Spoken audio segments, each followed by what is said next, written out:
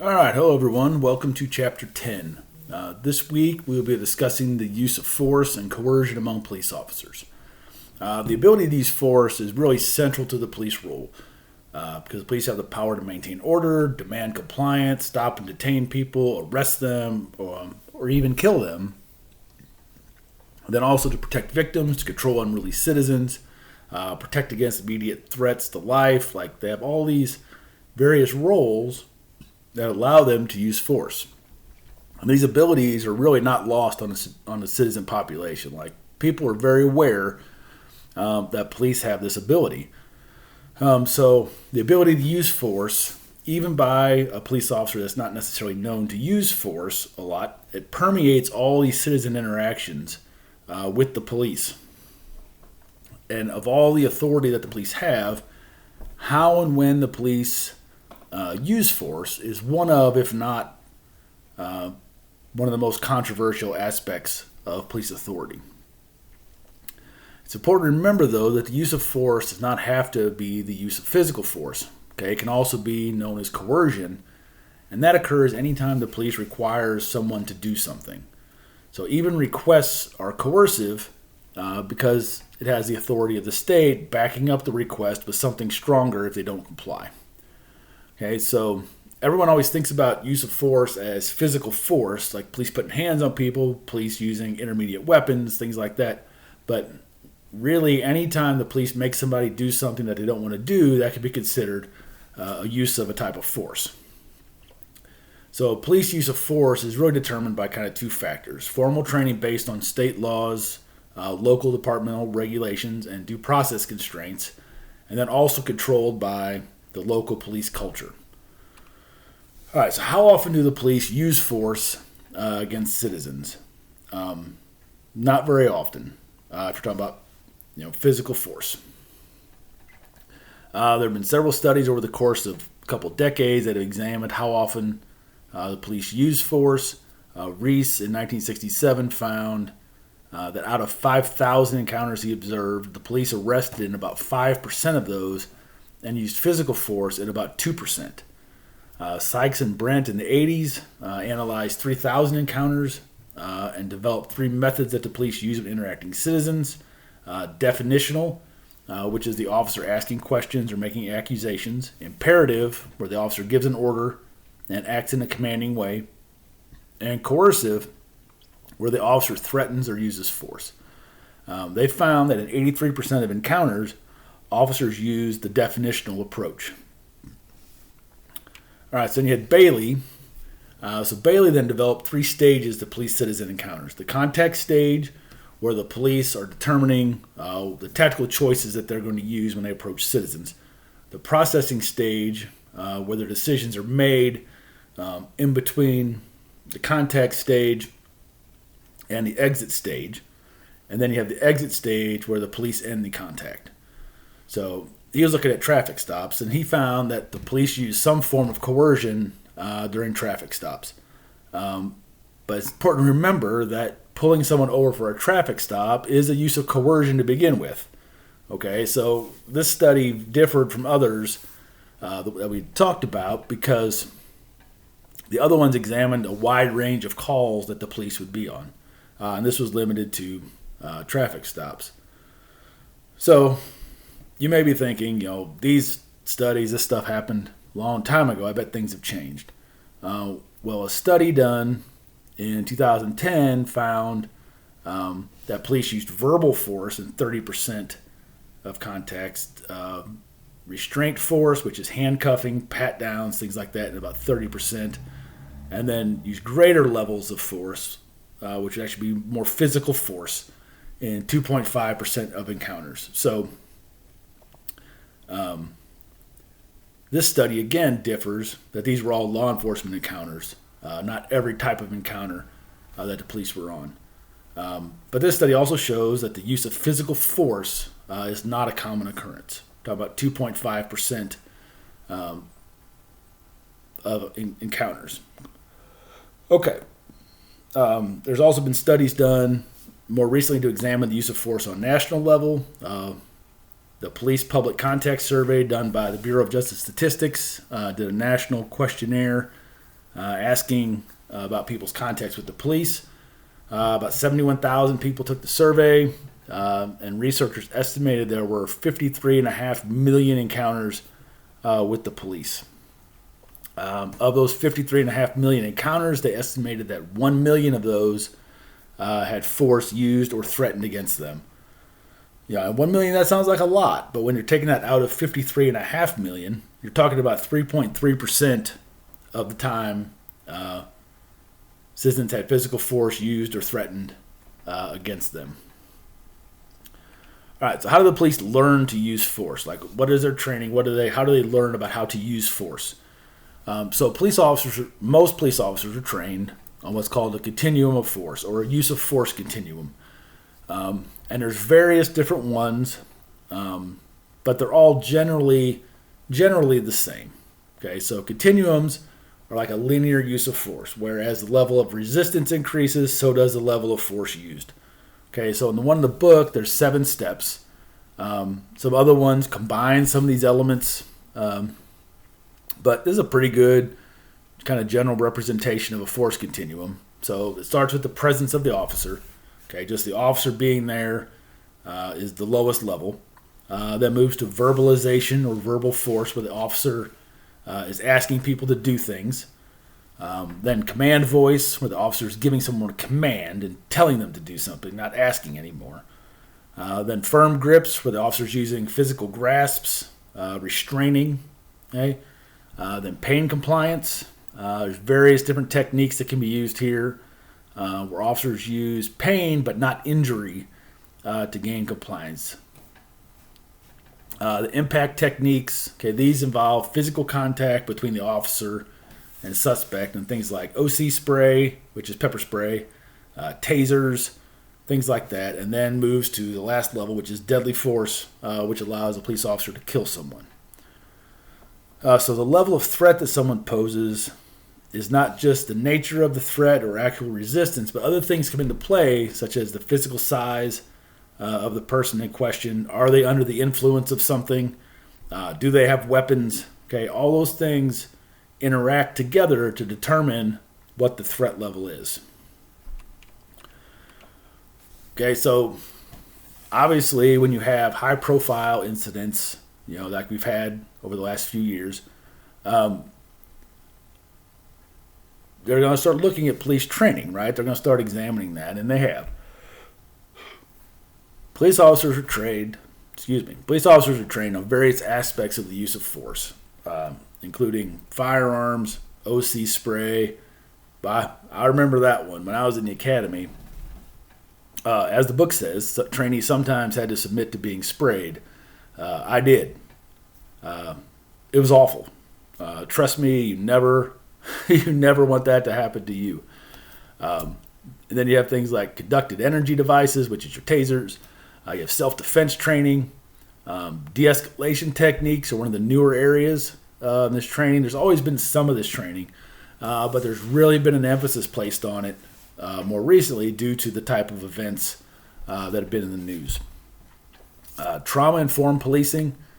That's training police officers to recognize people who have been through trauma and then knowing how to interact with them. Okay, this is also a pretty new type of training for the police. Officer survival, how do you survive encounters, those types of things. And then flashlights. Flashlights are not considered a weapon, but researchers have found that it's often used in use of force encounters. Why? Right? Why are police officers using their flashlights as an impact weapon? Well, it's used because the police already have it in their hands. Okay, instead of dropping it and pulling their baton out, officers will just use their flashlight as if it was like a baton. So departments have begun to realize, this is a reality, right? The police officers have a flashlight in their hands. They're not going to drop that and go for something else. So they've started creating flashlight policies. And then you also have canines in some police departments. A lot of police departments have them. Then, of course, canines in some circumstances use force against suspects. So there's going to be training and there's going to be policy regarding that. Okay, so that's the discussion of the policy side of this. Let's talk about police culture.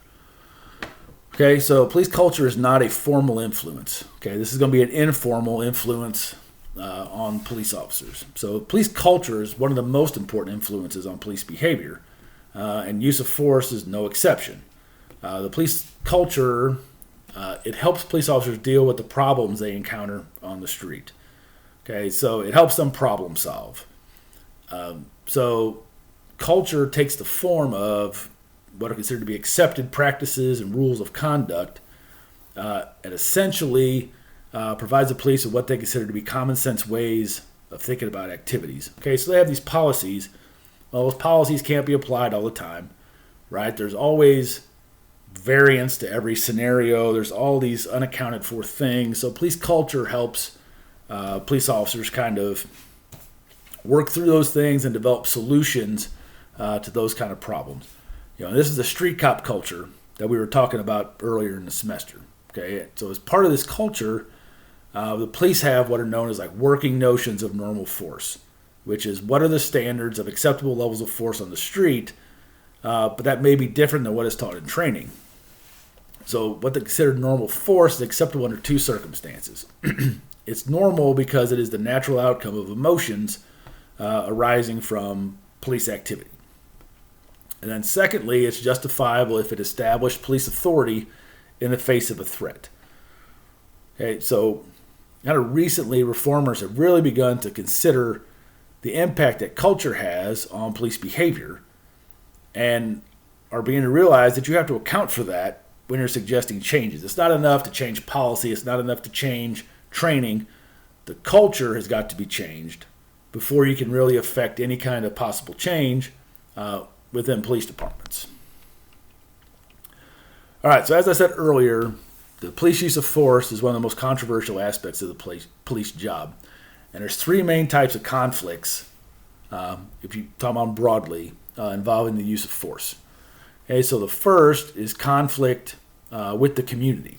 Okay, this occurs when departmental policy and the law may consider a particular use of force to be appropriate, but a substantial segment of the community does not. Okay, this is probably the most common and certainly garners the most attention.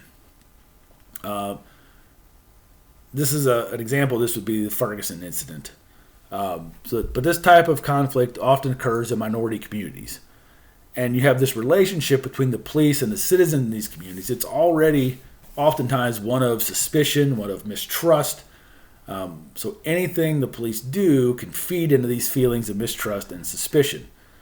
Okay, so the police need to be really cognizant of that when they're operating in those kind of environments. So the use of technology has increased the number of police use of force incidents that are being scrutinized. That has really highlighted this particular type of conflict. Okay, this is the type of conflicts that you're seeing on the news more often than not when it's talking about a police use of force. Okay, the second type of conflict is over policy, where there are differences between the law and departmental policy. These are often exacerbated when you have segments of the public that agree with the law versus the department policy. Okay, high-speed chases are a prime example of this type of conflict. Okay, so things may be legal, but departmental policy may restrict them, and people may want departments to do more, as oftentimes like chasing people. But you also oftentimes have people that think the other way. Okay. And then the final type of conflict is conflict between norms. Okay, this is almost the opposite of the first kind of conflict. So in this scenario, the officer's behavior is more in line with community expectations, but then it's in conflict with departmental policy and with the law. So essentially, you have officers enforcing community norms instead of applying the law as policy. The law as policy and law would dictate. All right, so what we've talked about so far has been pretty much appropriate uses of force, or just generally like the use of force. Let's talk about inappropriate uses of force. So first, two terms: excessive force and brutality. Excessive force is using violence to a degree that is more than necessary to affect a legitimate police function. Okay, and then brutality is using excessive force to an extreme degree, and at that point it does not support a legitimate police function. Okay, so example of brutality would be beating someone who is handcuffed. Okay, that would be an example of brutality. That serves no legitimate police function. Okay, but excessive force and brutality only refer to physical aspects. And as we've talked about already, the police can use force in inappropriate ways that doesn't necessarily involve physical aspects. Okay, and that's where we get into something called extra-legal police aggression. Okay, and that's kind of a better term because it encompasses actions that are intended to injure physically or psychologically, and includes the use of threats, the use of insults, those types of things. All right, so how often do excessive force and brutality occur? It's really difficult to determine the extent to which it occurs. Most of what the book discusses research-wise are viewpoints on excessive force and deviance, which then may play out into excessive force in the field. But this isn't really an accurate way to determine how often this actually occurs. Friedrich found that force was used in about 5% of encounters, and then that in 2/3 of those encounters, the force was considered excessive, which suggests excessive force is not commonly a part of police work. So you're talking about 2/3 of 5%. Okay, so that's a pretty small number. All right, I'm not going to cover the two perspectives on brutality in the 21st century. Be sure you read those and understand those. All right, let's move on to deadly force. So deadly force is force that's used with the intent to cause great bodily harm, injury, or death. While there are other ways that deadly force can be deployed, it's almost always the use of a firearm by the police. There's other ways that police officers can kill people, but firearms is far and away the most common way that this happens.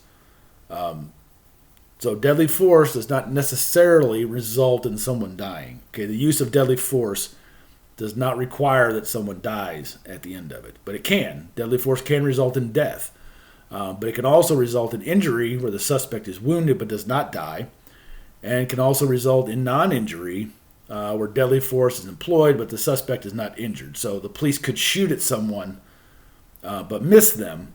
So the police have used deadly force, but it's a non-injury use of deadly force because it did not actually hit the person that they were shooting at. All right, so you need to consider some individual and situational factors that contribute to whether or not an officer uses deadly force. Things like the characteristics of officers, characteristics of citizens, the circumstances of shootings, all those things influence an officer's decision to use deadly force. So research has found that individuals who are killed by police are disproportionately male and African American, but also that the majority of victims posed a real or imminent threat to the police, and in many cases the victim was armed and the police believed them to pose a danger. Then you also have the decision by an officer appear to be directly related to their perception of whether a threat exists and how frequently they are exposed to threats. So it appears that an officer's assignment appears to be a better predictor of whether they will use deadly force than things like their age, their intelligence, their educational background. Where they're assigned and what they're doing is a better predictor. Officers in riskier assignments are more likely to use deadly force. The race of the officer also appears to be important, mainly because of the relation to their assignments. African American officers are more likely to both use deadly force and to be victims than other officers because they're often assigned to areas with higher crime rates. And there are also environmental and departmental variations. Environmental factors, which are community and neighborhood factors, influence police use of deadly force. They're more likely to use deadly force in cities with higher concentrations of impoverished minority residents and higher rates of violent crime. However, it's not constant across cities. Departmental values, policies, and practices of the political leaders also influences the frequency of deadly force. They found that more restrictive policies have related to a decrease in occurrences of deadly force. There's also racial considerations. African American Hispanic citizens are more likely to be shot by the police than are whites. But why? One explanation is that disparities mirror ethnic and racial involvement in criminal activity. When compared with the rates of police-citizen contacts, arrest rates, and resistance to arrest or attacks on the police, the racial disparity disappears. There does not appear to be a racial disparity when you factor in those other things. But another explanation could be that the stereotypes portraying racial and ethnic minorities as dangerous may heighten fear and influence shooting decisions, which means that some of the disparity could be explained by cultural stereotypes. Some studies have suggested this. However, this research uses video simulations to study officer reactions, but it can't replicate things like fatigue, stress, dangers related to street-level policing, so more research is needed to kind of further test this, the stereotype theory. So what do we do from a legal or policy standpoint? There's been 5 changes in law and department policy in recent years that have regulated the use of deadly force. So many states changed the fleeing felon rule and tightened the legal basis for it. Prior to this, officers could shoot any fleeing felon regardless of what type of felony it was. So someone had a felony amount of drugs, if they weren't doing anything violent, if they ran off, the police could just shoot them. Well, that's not the case anymore. And pretty much across the board, that's how it is. The shooting of unarmed, nonviolent suspects has been ruled to be a violation of the Fourth Amendment. Almost all urban police departments have enacted restrictive policies regarding deadly force. The courts have made it much easier for people to file lawsuits and collect civil damages. And then social science research has facilitated a better understanding of the reasons for and implications of deadly force. So there's been several things all kind of working in conjunction to start trying to regulate the use of deadly force a little bit more. And as things evolve and as policy evolves and as research and knowledge evolves, we'll continue to see, hopefully, a better understanding of these factors and more ways to regulate it. All right, with that, I'm going to stop for the week. Please let me know if you have any questions.